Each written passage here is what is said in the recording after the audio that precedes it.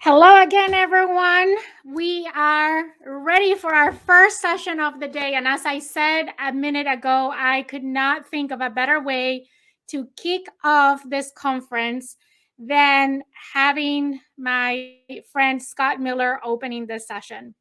He just launched a new book, Master Mentors. If you don't have a copy, please go grab one. It's an amazing book with a lot of insights. Scott worked as an executive in the Franklin Covey Company for 25 years. He is the host of the #1 leadership podcast in the entire world, the On Leadership podcast from Franklin Covey. He also hosts the Franklin Covey Book Club. He is a mentor, a coach, a speaker. He is amazing. And you're going to find out if you haven't seen Scott or hear Scott before, you're going to find that out today. In your workbook, you have links on how to connect with them, including links to his last 3 books. This one is amazing. And this new book, you're going to be thrilled with this one. So, with no further ado, I want to introduce you all to Scott Miller. Hi, Scott. How are you? Good morning. I wish I would have captured the photograph of you holding up all my books. My mother would have loved that since she hasn't read any of them. That's awesome. That's awesome. Good morning. Nice to be with you all today. I'm joining you live here from Miami, Florida, where I'm launching my most recent book, Master Mentors, that Carolina has graciously invited me to come today and talk about. A little bit about me. I live in Salt Lake City, Utah, and I met Carolina through a variety of professional roles. And today we're going to have a great kind of roll up your sleeves conversation about what it means to be a mentor. Like many of you who are parents, not all of you are, and I wasn't until about 10 years ago myself. Mentoring is a role we all play in our lives. My wife, Stephanie, and I have been married for 12 years, and we have 3 boys that are 7, 9, and 11. Can you imagine a house with 3 boys? Many of you probably have similar roles in your life. They all have my personality to my wife's absolute horror. They're my energy and my passion. So I'm mentoring these 3 boys. Obviously, all of us are mentoring in our lives, whether it's formal or informal. Perhaps you are a mentee. Perhaps someone else is mentoring you. It's likely that you both have a mentor and you are a mentor. So today, my conversation, as Carolina mentioned, is to talk about mentoring, a bit more about me, and then we'll get right into today's session. Let's see. I am originally from Orlando, Florida. I worked for the Walt Disney Company for about 4 years. And after that, they invited me to leave, which is the nice way Disney exit you from the firm when they want you to be working somewhere else. And so where does a single Catholic boy move to from Orlando, Florida? Well, of course, Provo, Utah, where all the Catholics are. So 25 years ago, as a single young guy looking for a job, Dr. Stephen R. Covey, of course, you know him as the author of the seminal book, The 7 Habits of Highly Effective People, hired me. I picked up and moved out to Provo, Utah, which was, you can imagine, a cultural massive shift for me. Was mentored for 25 years by some of the biggest minds in the business, John Maxwell and Ken Blanchard, and of course, Dr. Covey and our other co-founder, Hiram Smith. And I became the chief marketing officer of the Franklin Covey Company for about a decade. And 2 years ago, I sat down with the CEO and said, you know, there's more I want to do in my career. So I left the firm on very good terms. As Carolina mentioned, I am privileged to host their podcast, which is the world's largest weekly leadership podcast. Maybe some of you subscribe. It's called On Leadership with Scott Miller. I'm privileged to interview and host some of the world's biggest names and luminaries, 4-star generals, Pulitzer Prize winning authors, business titans, CEOs, and some people that may not have global name recognition, but have either done some research or made a big mistake and recovered from it, or didn't make a mistake, like Elizabeth Smart, just living their life, and some unspeakable or horrific tragedy happened to them, and how they were miraculously able to escape or recover or heal and share with others, whether it was, you know, as a survivor from a Pakistani plane crash, or it was being abducted and tortured and raped brutally, or it was just running a marathon and finding yourself in an Australian brush fire and being burned over 90% of your body and then recovering and thriving. So these are some of the people that I've been able to interview on this program. People like General Stanley McChrystal, Matthew McConaughey, Susan Cain, Liz Wiseman. And so after 200 interviews in 3 years, both on video and in audio, I thought, gosh, there's so much learning here. Now, I had written previous books that Carolina talked about. I'm the author of the Mess to Success series, Management Mess, Marketing Mess, Job Mess is coming out in about 6 or 7 months. But I started thinking there's so much wisdom to share, not just from what the interviewee said on camera, but oftentimes what they said off camera. Like, what did Matthew McConaughey say in the green room metaphorically before he joined via Zoom? Or when I hung up with Jen Sincero, right? The You Are a Badass series. What did I really learn from her? And so I thought, I got to write a book. So HarperCollins believed in me. I wrote this book called Master Mentors out this week, where I curated 30 insights from 30 of our first guests, 30 transformational insights from our greatest mind. And today I'm going to talk to you a little bit about some of those insights and what it means to be a mentor, a role that all of us are in, whether we know it or not. And maybe talk a little about what is a mentor and what is not a mentor and what are some watch outs. So I have some slides. Those of you who know me know that I don't typically use slides. I usually create a card deck. In fact, I have a card deck. And if anybody would like today to connect to me on LinkedIn and send me privately your mailing address, because I'm such a fan of Carolina, an honor to be here, I'll ship to you a complimentary printed card deck of all of the mentors. I don't usually use PowerPoint. I like to use card decks. All of my books have card decks, but there's a card on each of the mentors. And I'm happy to ship you a card deck if you want to connect on LinkedIn and just give me your mailing address, follow me, and I'll get a card deck in the mail to you. What I'd like to do is share my slides right now and just kind of walk you through some of the things I've learned about mentorship. And then maybe if I have time, I think I have about 40 minutes or so, I'll share some key insights from these mentors. So here's one of the things that I've learned. Of course, here's the unfortunate photograph of me while you're both watching me on camera and on the screen, is that everyone has a mentor, whether they know it or not. I don't know, 6 or 8 radio and TV interviews in the last couple of days. And the big ideas that I share around mentorship are, a lot of us are in mentor relationships and we don't even know it because we haven't formalized it. Right? The person asked us for some questions about their own career, their brand. Perhaps you gave someone some feedback, some unsolicited feedback on a blind spot in their life that you saw that they didn't. And you've kind of become their mentor informally. They never used that word. You never used that word. No doubt you have some mentors as well that perhaps you've asked them to formally mentor you as part of an organizational initiative, or like I said, most times it's often informal. But let me remind you of a couple of key tenets. The people on the screen right now are the 30 master mentors that I selected for this first book. You notice in the upper left-hand corner is, of course, Nick Vujicic, the famous author, speaker, inspirer. Nick has no arms, no legs, no fingers, no toes, no limbs. Actually, he has a small foot-like appendage attached to his waist with a couple of toes on it. But he is, I think, the greatest mentor of all, because he lives life with no limbs, but he lives life in an amazing crescendo and impact. He's probably one of my biggest mentors. You probably recognize a lot of these people on here. Here's what mentors have in common. They have an abundance mentality, meaning they don't have a scarce mentality. They believe that, knowledge isn't power. Applied knowledge is power. There's a subtle difference there. They believe there's enough information, enough jobs, enough resources, enough fame, enough credit, enough love to go around for everyone. So they have an abundance mentality. Mentors understand there's a difference between smart and being wise. That a lot of smart people aren't wise. And also wise people are often smart, but they take their wisdom and they apply it prudently, judiciously with their mentee. I think one of the traps that mentors fall into is they want to take their experience and their talents and their lessons and teach them to their mentee. And what happens is, if you don't resist that, you kind of turn your mentee into your mini-me. And your job isn't as a mentor. Let me reiterate, every one of you is in some kind of mentor relationship. Let's pause there for a second. Just think about someone in your life. In fact, it might be your children if you are a parent. It might be a cousin or neighbor or relative, a junior person you work with.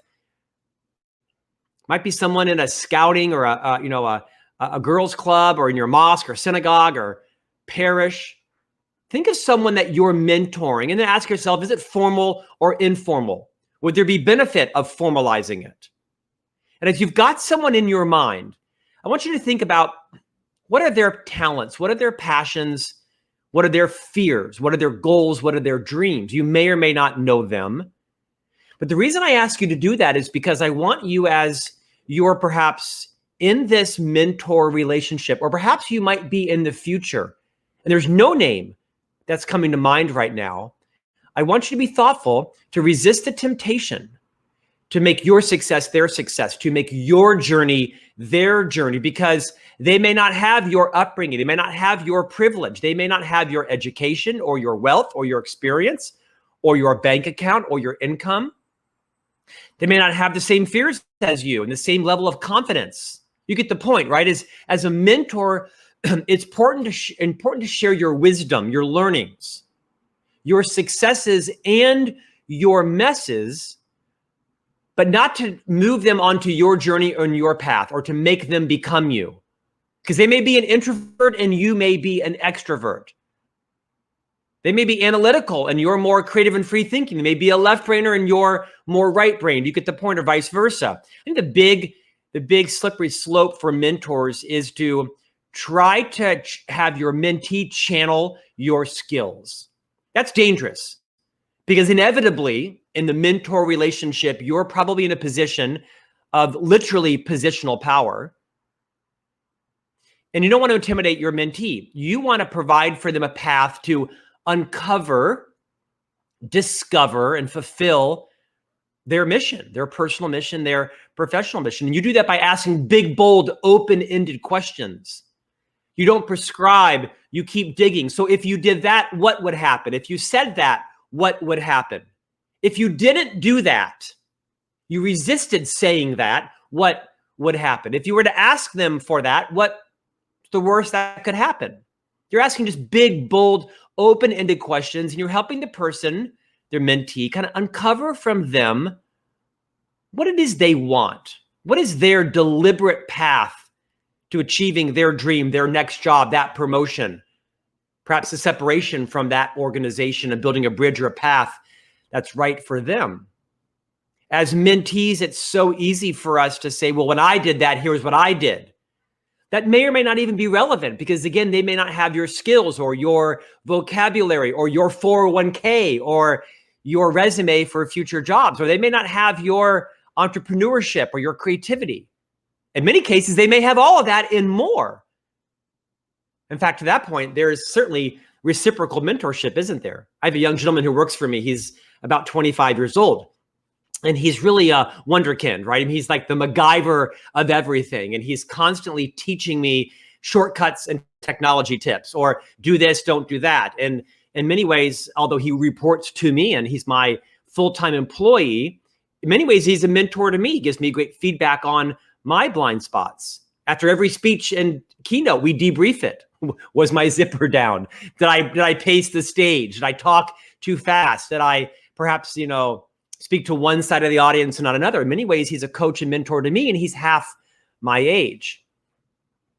So as you're thinking about being a mentor, what I'm going to do now is spend maybe the next 30 minutes and share some key highlights of things that I've learned from some of the master mentors that are in the book that I just published. Now, for those of you who read my books or follow my blogs or the podcast, I do not write big War and Peace type books, right? This is not Built to Last or Good to Great. I write books that are easy, breezy, fast reads. I heard someone once say that most authors write the book that they needed to read. And in many cases, I do that. I like to write books that are light and easy. And I actually think Master Mentors is going to become the next Chicken Soup for the Soul series, because I've got a 10-year, 10-book deal with the publisher. And I hope to write, dozens of these featuring 30 new mentors in every book. Having said that, let's progress some of these slides and talk about my friend Nick Vujicic first. As you're thinking about how you're mentoring others and what you can do to help your mentees in life as well, including it could be your mother-in-law. You might be mentoring your nephew or cousin on opening up his or her side hustle or some entrepreneurial passion. Whoever it is you're mentoring in life, here's some ideas to think about. So Nick Vujicic, of course, you know, as this famous author I mentioned earlier, he came to my house many times over the last couple of years. I'm fairly known in Salt Lake for having big dinner parties in our backyard where we every month invite a different actor or celebrity or musician or someone over. We gather 15 of our friends and just kind of sit and listen and talk and laugh and drink and eat and have fun. Well, Nick was there at our house. And I mentioned that for those of you who know Nick, you know him to be a very prolific author, sold tens of millions of books. He's keynoted at practically every conference in the world. He's Australian by birth, American by choice, grew up in LA and now lives in Texas. And I'm going to belabor this point because, you know, I'm a fairly spiritual person. I'm even a religious person. And I was raised in fairly humble-ish upbringing in Orlando, Florida, middle-class family. And I always thought I was grateful. But I think I confuse being grateful with being generous. I think I'm a more generous person than I am a grateful person. And I was sitting across my living room from Nick one evening before all the guests were arriving for this dinner party. We're just chatting about his business ventures and mine and our lives and getting to know each other. I had not met him in person before this evening. And all of a sudden I realized I had a glass of water in my hand. I literally was taking a sip from my water reflexively, unconsciously. And I looked down as Nick, no arms and no legs. He has a full-time caretaker named Giovanni who flies with him everywhere and cares for him and feeds him and bathes him and dresses him and shaves him and tucks him in bed and does all of the personal hygiene things that you and I do for ourselves in private and take for horrifying granted. I noticed Nick was scratching his head on my sofa. Like literally took his head and was like a cat rubbing his head on my sofa because of course he can't scratch his head. And I realized for the first time in my life at the age of 50 that I can do all kinds of things without any help. This sounds like elementary. It sounds rudimentary. It might even sound patronizing to some of you, but watching Nick scratch his head on my sofa while I took a drink of my water was an epiphany for me to be more grateful for everything I have in my life, my home, my car, my American Express bill, my cough, my plantar fasciitis, my acid reflux, my need for glasses everywhere, my successes, my failures. And it was that time that I started to develop a whole new sense of gratitude that I can scratch my head. I can take a drink of water. I can go for a walk. I can even take out the garbage. And this may or may not be a lesson only for mentors. This is a lesson for everyone. It was that evening watching Nick out in the backyard, regaling great stories of all his travels and sleeping in hotel hallways because he got locked out of his room and had no arms and couldn't get back in the room. So he just curled up on the side of his door and slept for like 5 hours in the hallway until someone found him. An amazing story. You'll wonder how he got out there, and I'm sure, read the book. But I was in the backyard and I noticed myself looking down and I had a little plate of key lime pie, and here I was eating it again. I don't even remember picking up the key lime pie. I don't remember picking up my fork. And I looked at Nick, and Nick was sitting in his chair, right? He has, again, he has a torso that ends at about his groin area. He's learned to balance himself. And I looked at him and realized, I don't even remember picking up this key lime pie. Here I am feeding my face. And of course, Nick relies on Giovanni to feed him. I left that evening just with a whole sense of gratitude for, if the lighting is poor in my hotel room, so what? If it takes long for the water to warm up or never warms up, so what, right? Just to count my blessings and to live a life of gratitude. And it reminded me of something that Franklin Covey's co-founder Hiram Smith said, that literally this is changing my life, is enter every situation in life with a paradigm of I have to, or I ought to, or I get to. I live in Salt Lake City in the middle of January. It's 4 degrees outside with the iced over driveway. And I have to take the garbage out at 8 o'clock at night, or worse, the garbage cans out the 80-yard driveway out to the street, slipping and falling on my you-know-what. And I can say to myself, I have to take the garbage out, or I ought to take the garbage out versus at 6 in the morning in a suit. Or I get to take the garbage out. I get to walk over to the garbage can.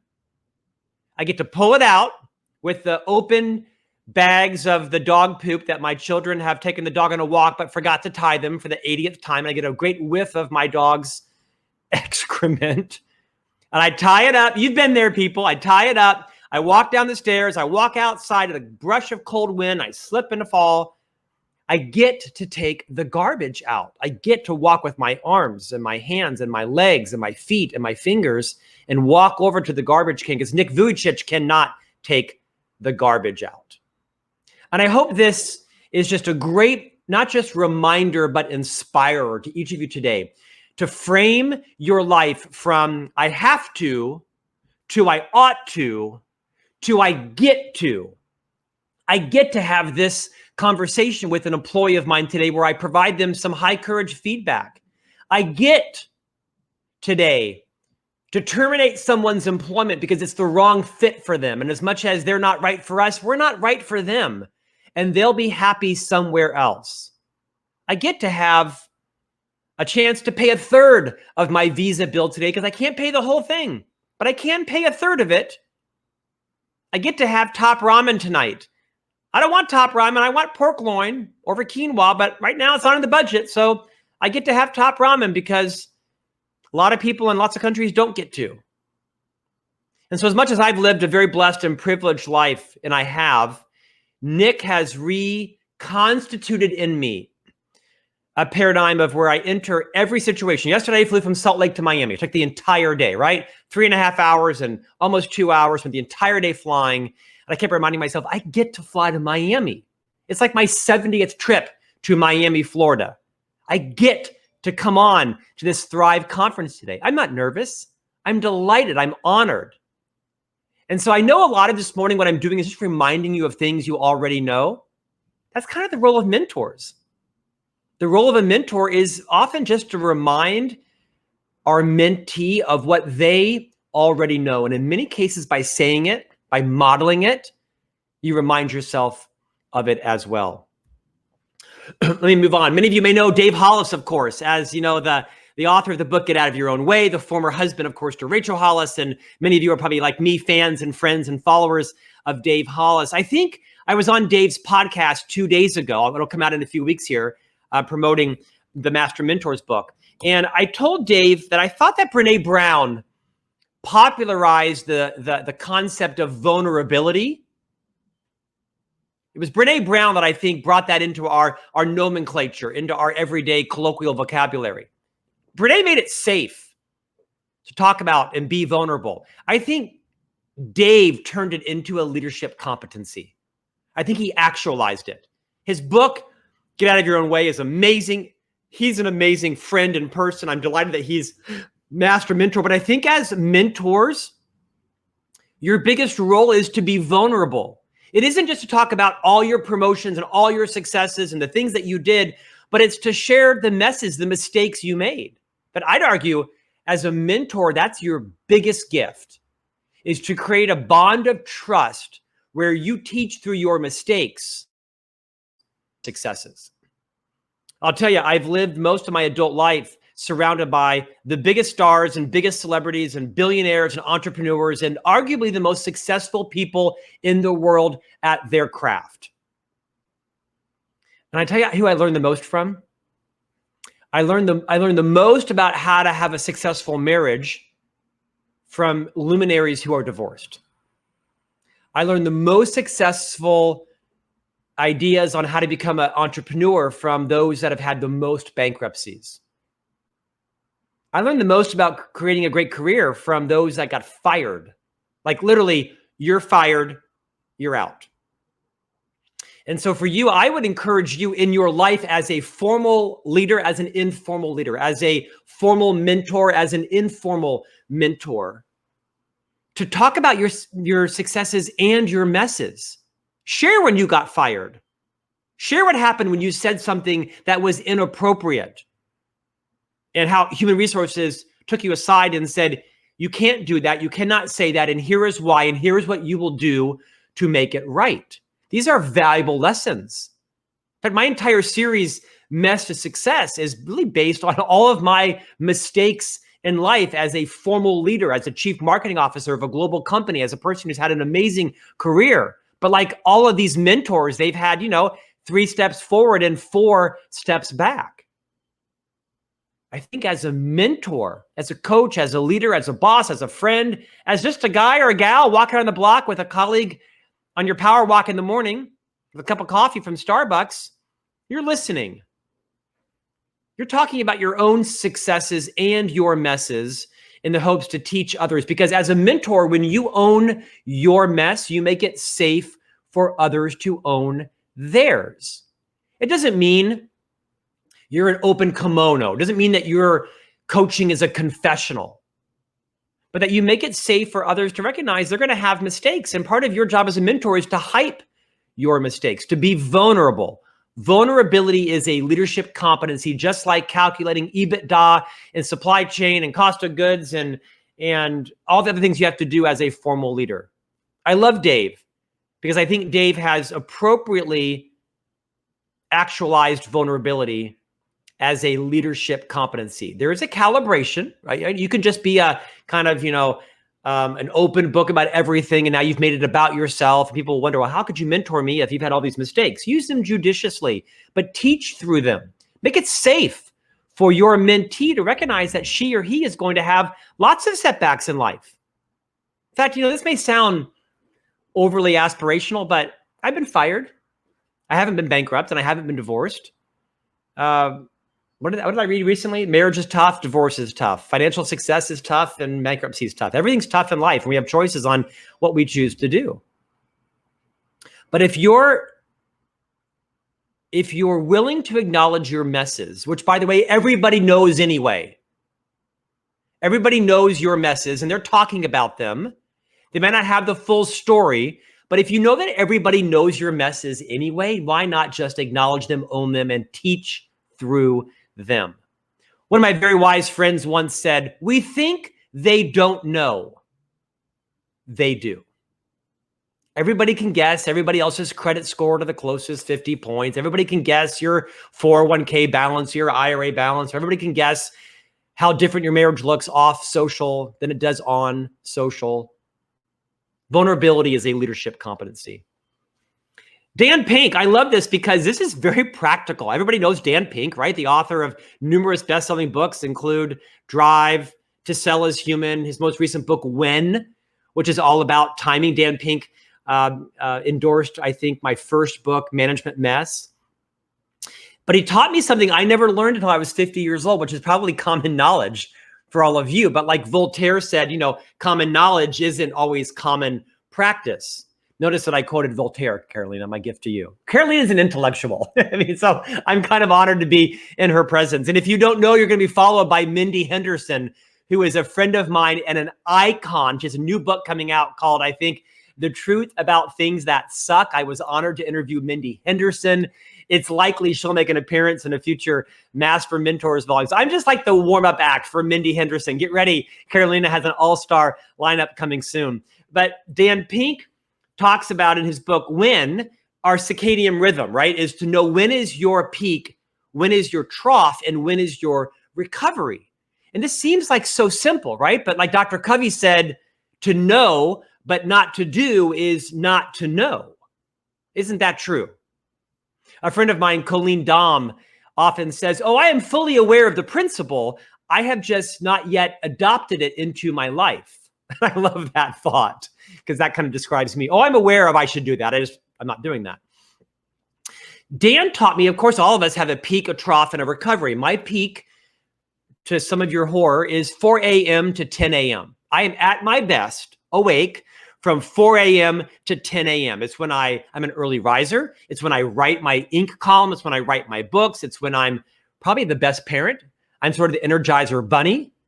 And so if you want to have a meeting with me, if you want my great creativity, if you want me to mentor you, it needs to be between 4 a.m.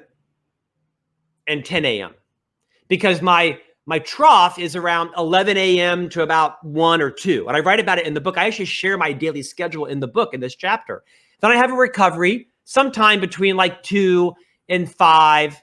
And then, in the evenings, I'm a parent and I'm crashing and I am horizontal in bed at 9 o'clock every night, asleep by 9:30 because I get up at 5. I get up at 4.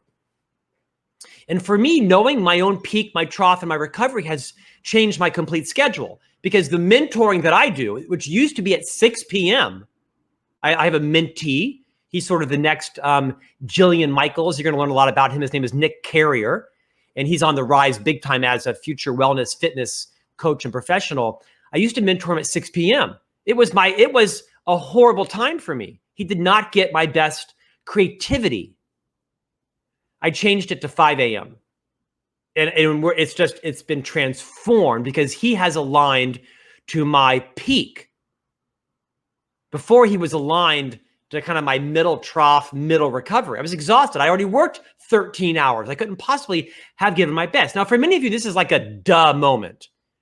But I don't know if you all have, like I have, mapped out, thanks to Dan Pink, our peak, our trough, and our recovery, and you're organizing your needs, your schedule, your entrepreneurial, your leadership meetings. When do you have a meeting with the CFO? When do you meet with technology vendors? When do you meet with your mentee?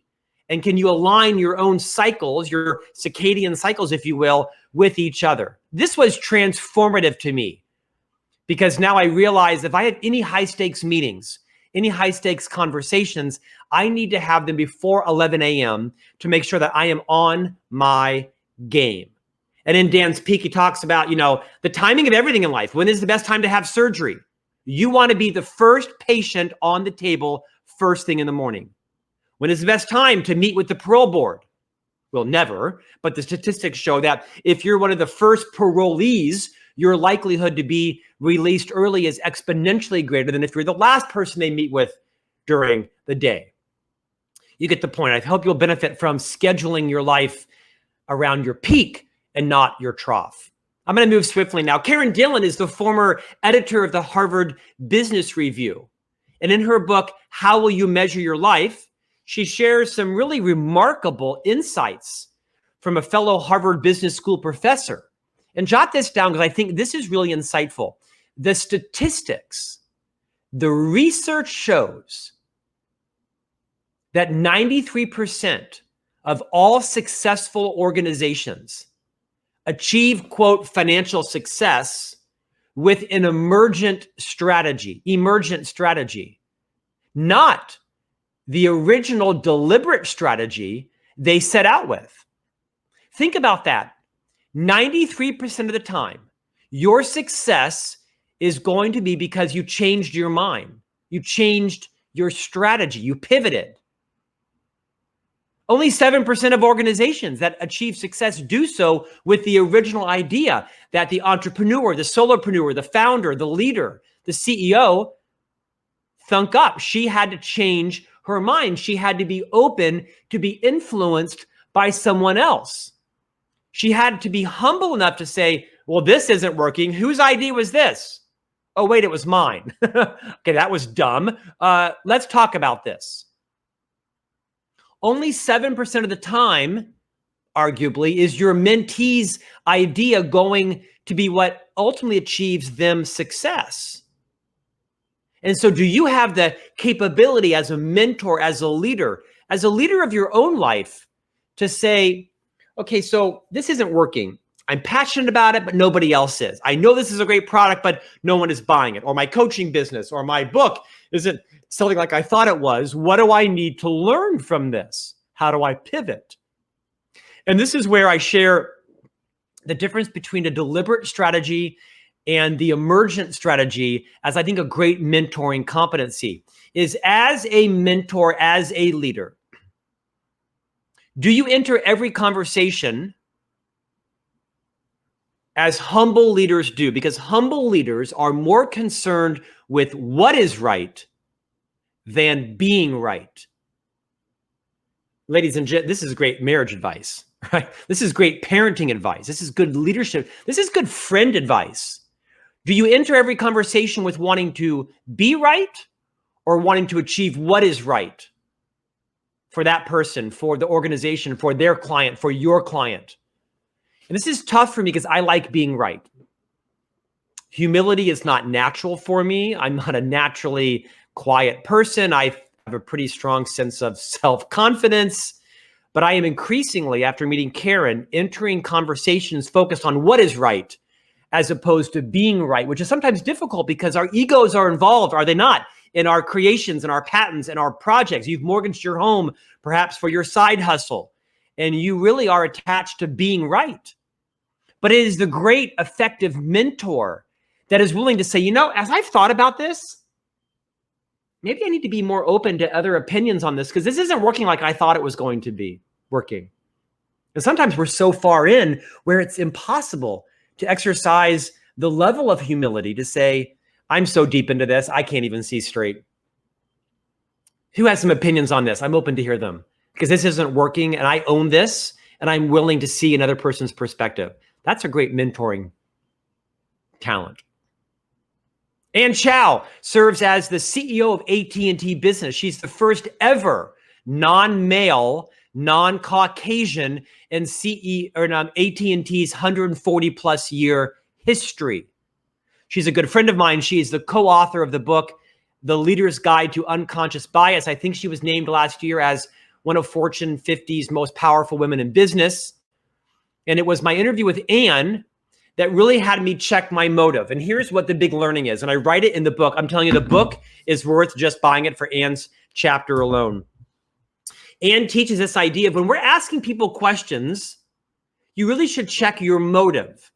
Like when you're asking your mentee questions, ask yourself, why am I asking that? And what am I going to do with the answer? Ann is an Asian American. She was born in, I think, like the Midwest. She was raised in Jersey, and she lives in Texas. But clearly, she's not a Caucasian, but you can't exactly tell, is she from China? Is she from Taiwan? Is she from Japan? Is she from Korea, the Philippines?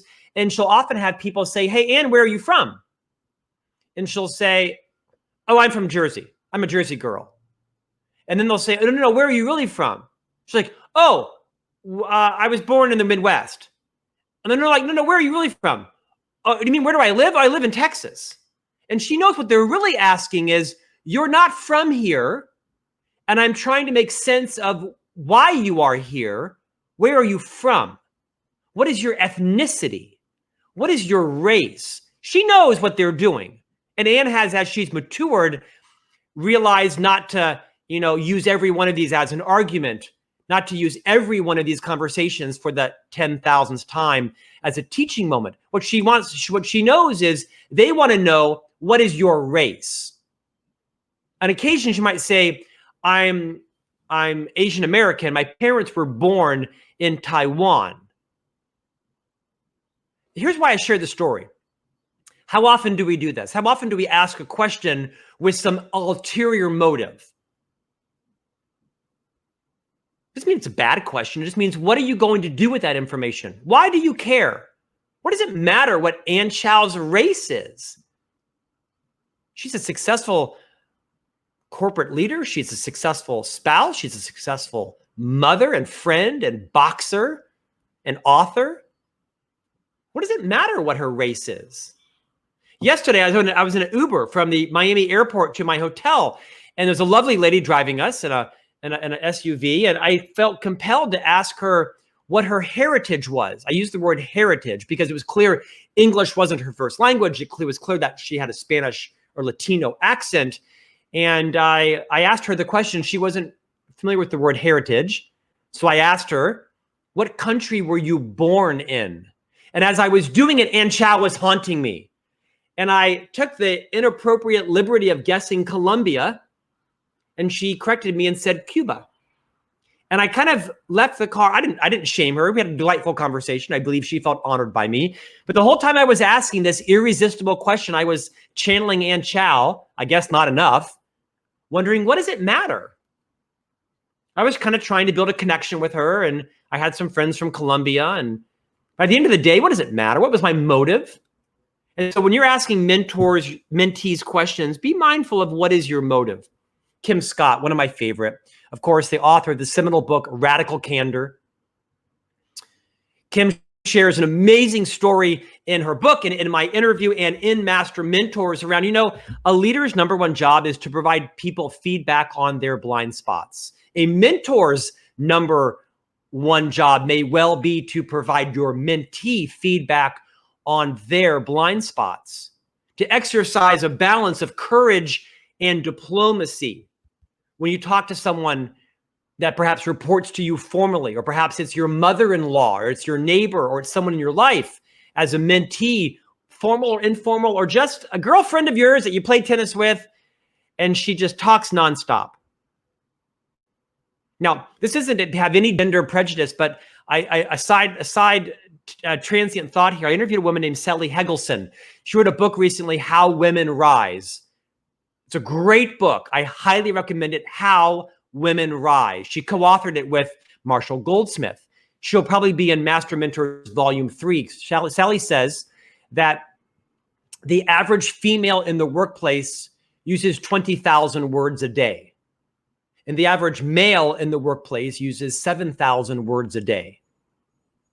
13,000 word difference. And it is why in many male-dominated cultures, men find women chatty. Please don't take offense. I don't mean this to be anything other than insightful for you, as researched by Sally Helgesen, a female author of the book, How Women Rise. And I think if there's any learning in this, is to learn, if you are in fact speaking 13,000 words more on average than perhaps your male counterpart, why?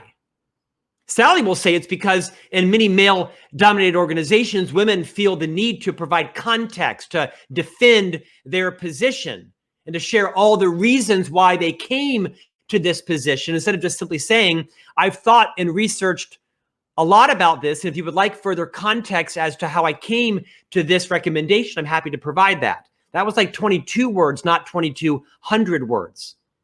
And stop defending or feeling the need to defend why you believe this or why you're doing this. Great advice for men and for women. Kim Scott teaches us the art of radical candor, of having high courage, high diplomatic conversations with our mentees, with those who work for and with us, to provide them feedback on their blind spots, and to do it in a way where she calls, you're not offering ruinous empathy, but rather radical candor. Can you have a conversation that balances courage with diplomacy? You can talk straight without obfuscating and spinning, but still leave that other person's self-esteem, self-confidence, self-worth intact, where they come to trust you, that you have their best interest at heart. In the book, I share an actual word-for-word narrative transcript, only one of 2 chapters where I actually share the transcript where Kim talks about when she worked at Google, how her then boss, Sheryl Sandberg, now of course at Facebook, shared with her some brutal, even hurtful feedback on Kim's communication style. How often she says the word like, I was like, she was like, he was like. And how Kim used to use this kind of brushing off hand gesture to dismiss thoughts, and how minimizing it was of Kim's influence. That Kim should have felt offended when Sheryl Sandberg said to Kim, when you use the word like every 5 words, you sound stupid, Kim. So an amazing transcript in the book. And as a mentor, your job is to have radically high courage conversations with your mentee in a way that they resonate with. We often hear this idea of the golden rule, right? Treat others how you want to be treated. I don't agree. Stop doing that. Stop following the golden rule. Stop treating others as you want to be treated. Instead, apply the platinum rule. Treat others how they want to be treated. Because everyone wants to be treated differently. Some want their conversation with you to be private and confidential. Others don't care if you share it. Some want to be praised in private. Some want to be praised in public. Some want to be coached in private. Others are fine to be coached in public. Everybody's got different levels of fear and passion and security. Treat others how they want to be treated. You can have radical candor conversations differently with every mentee, every person in your life.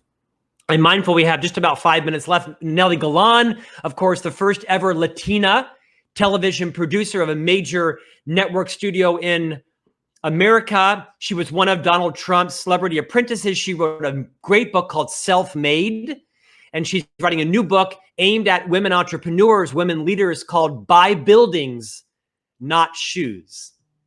And Nelly Galan, who's an amazing entrepreneur and coach and leader with a spirit that is contagiously positive, says, hype your failures.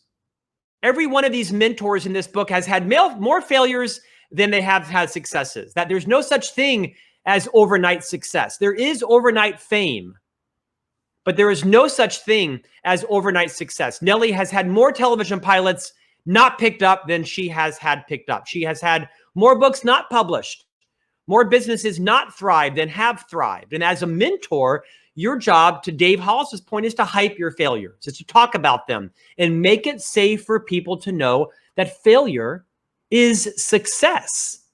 Failure is success. There's no such thing as just failure, because you're going to learn in it. And the great mentor is the person that can help them tease out the learnings. It's because sometimes a disappointment turns into an appointment. And I love that quote from my friend Stone Kimbati. He happens to be the coach of the Ugandan Football Federation. I know, go figure, right? I love this quote. Write it down. Sometimes a disappointment turns into an appointment. So the next time you have a struggle or a frustration and something doesn't go the way you want it to, a job, a relationship, a client opportunity, ask yourself, okay, well, that was a disappointment. How can I turn that into an appointment? That client didn't hire me. That just opened up 70 hours of my time to do something else. I didn't get that job. I'm not moving to Des Moines. Okay, what am I going to do? I think as a mentor, if you can help your mentee understand that when they have a disappointment, how are they going to pivot and learn from that? There's enormous power there. Last one, I'm going to turn it over to Carolina. This is Stedman Graham. I had 5 or 6 more mentors I was going to share today. My time is coming up. Stedman Graham, of course, is the famous entrepreneur, businessman, coach, has one of the most successful urban youth leadership curriculums taught in schools nationally. You also may know him as Oprah Winfrey's life partner of 3 decades. And I was talking with Stedman, 6 or 8 months ago. And here's a great encapsulation of who Stedman Graham was. When Oprah was invited to the last royal wedding with Prince Harry and Meghan, of course, Oprah went and Stedman was going to go, but Stedman had already made a commitment to give a commencement address at an urban community college. I think it was in Illinois. Do I go to the royal wedding, or do I honor my commitment to give a commencement address at a rural community college that no one's ever heard of? Well, if you watched the video, you saw Oprah stag at the royal wedding. That's just who Stedman Graham is. But Stedman taught me something profound. He said, most of us live our lives fulfilling the identities that others have placed upon us. Those others being our parents, our guardians, the headmaster, the principal, your neighbor, your softball coach, your swim coach, your rabbi. Most of us spend our lives fulfilling the identities that others placed upon us. And instead, the transformational insight here that I share in Master Mentors is instead, don't do that. Stop doing that. Stop today fulfilling the identity that your father, who was an engineer, placed upon you. Your mother, who was a librarian, placed upon you. Instead, choose your own identity. This may again sound rudimentary, but for me, it was a transformational insight. My brother is a chemical engineer, has an MBA from MIT. He has a master black belt certification in Six Sigma because that's what my parents valued. Not me. And I took a path most of my life that my parents wanted for me. And when I decided not to do that is when I, honest to God, became happy and became passionate about the things that I was doing. I took a very meandering path. And here I am now as a host of the world's largest leadership podcast and a best-selling author, and had the honor of being on today's Thrive conference, preceding, of course, the amazing Mindy Henderson and other. I'm building up Mindy because Mindy is an amazing inspiration of what all of us can do with our lives and what to do when stuff that sucks comes our way. I want to send you off as a mentor today, thinking about how do you inspire in your mentees' lives the opportunity to choose their own identity, to turn a disappointment into an appointment, to be on the receiving end of a high courage, high diplomatic, radical conversation, how you can demonstrate a level of gratitude and self-awareness to hype your own failures so that you go in to every situation moving from a mindset of I have to, through I ought to I get to.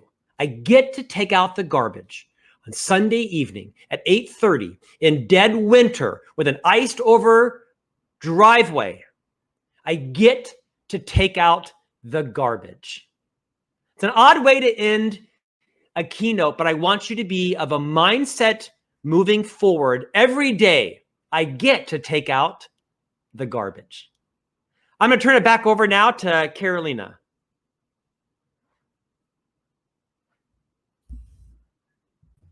Scott, that was amazing. The chat was blowing with comments about how amazing your keynote was. I was so inspired. I mean, I've already read the book.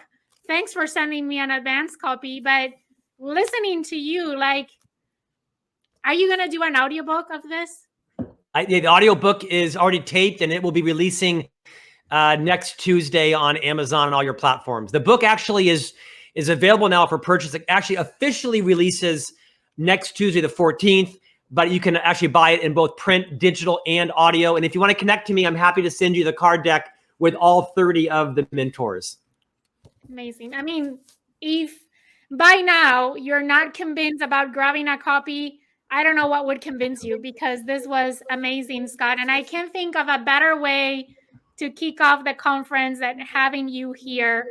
Every time that we talk, I leave inspired and motivated. And I know you recently wrote one of your latest blog posts where you said, I'm a collector and an aggregator, but you're probably one of the best that I know, because how many people have the chance to get exposed to what you get exposed, which I told you that's my dream job. Like, I want to do what you're doing, like meeting all these amazing people. But the way that you capture what you learn from them and put it in a way that it's so practical and applicable, it is just amazing. Carolina, thank you. You have been a great mentor to me. I see friends in the chat room. Megan McDonald, nice to see you, or nice to see you not virtually. To your point, I think I've later in life kind of learned that very few of us have original ideas in life, right? Very few people have an original idea. I'm not sure I ever had, but I've come to realize there's value, great value in aggregating and pollinating. And that's kind of what I do, is I just try to listen better each day and learn from others and apply it in my life. There are many other mentors that I had planned to talk about, but I talked nonstop for an hour, which was fatiguing perhaps to Sun, but I appreciate the invitation today. I'd love to stick around and hear Mindy, because she's going to crush it. Yeah, she's going to be here at 10:15. Before we wrap up, there's a couple of questions. There's actually one from Megan. I'm going to put it on your screen and I'll read it for you. But she says, mentees often ask questions about journey and how we got to a leadership position. How can we help change the dialogue to focus on skills and competencies that enable leaders to be successful? I think two things, Megan. I think if someone asks you a question, you should answer it, right? I think sometimes we can spend all day long peeling the onion, right? Metaphorically, and all day long, well, let's talk about you. If someone asks you a question, answer it. But here's what I would do. I would declare my intent up front. I would say, I'm happy to answer that. Let me tell you, my intent is not to turn you into me or to turn me into you. My path will be very different than your path. So with that in mind, my intent is to share with you what my path was and how yours is likely very different. Here's how I did it. And I would answer it in short, maybe 3 or 4 sentences, right? I did this and then I did that, and acknowledge that there were probably lots of serendipitous moments that perhaps you aren't even aware of. Share your journey and then pivot it back to them. So that's kind of quickly how I did this. Let's talk about what you could do, what you should do differently, what skills, what talents you will need to learn. Because, I'm a stutterer. I have a very pronounced stutter that I have been able to generally overcome.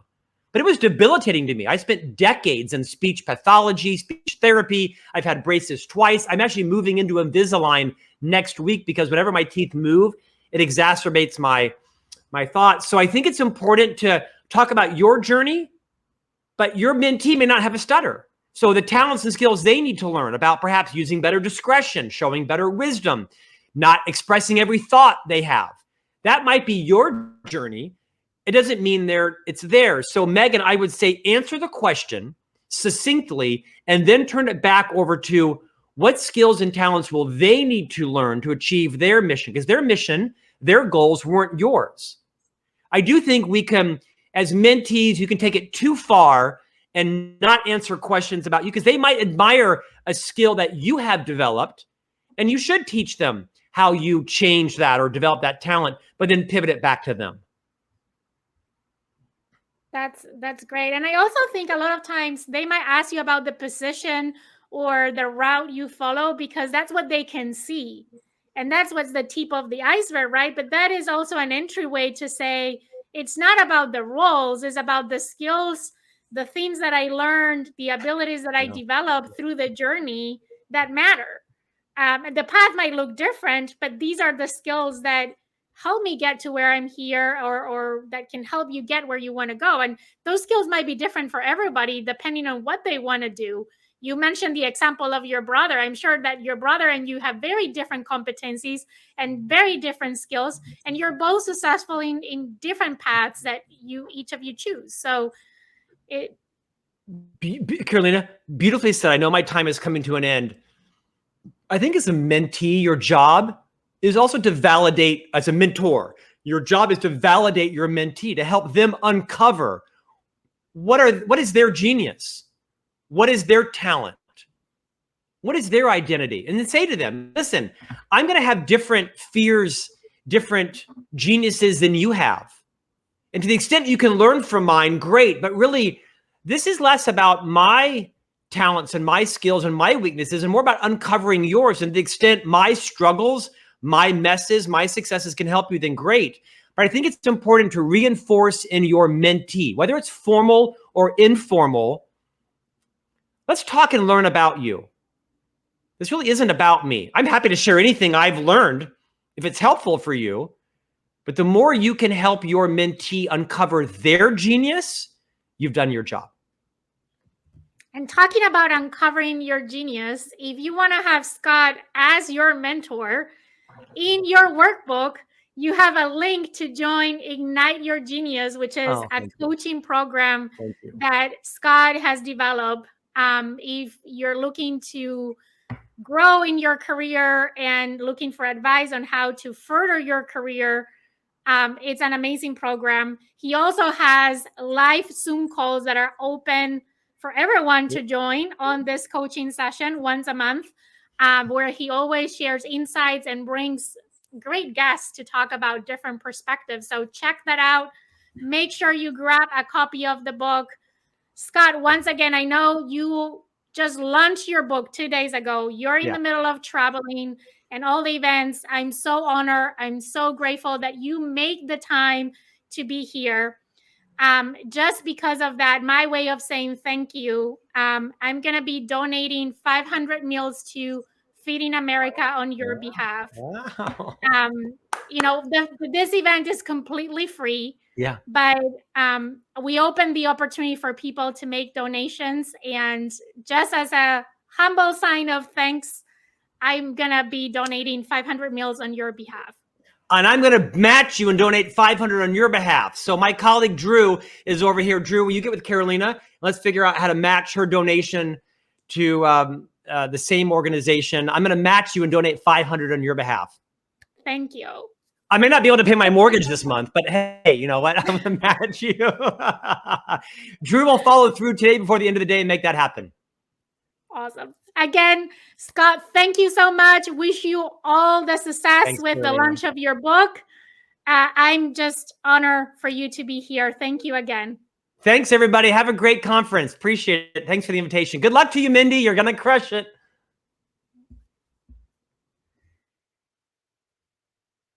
Okay, everyone, was that excited or not? Like, what an amazing way to kick off the day. Now we're going to have a little break.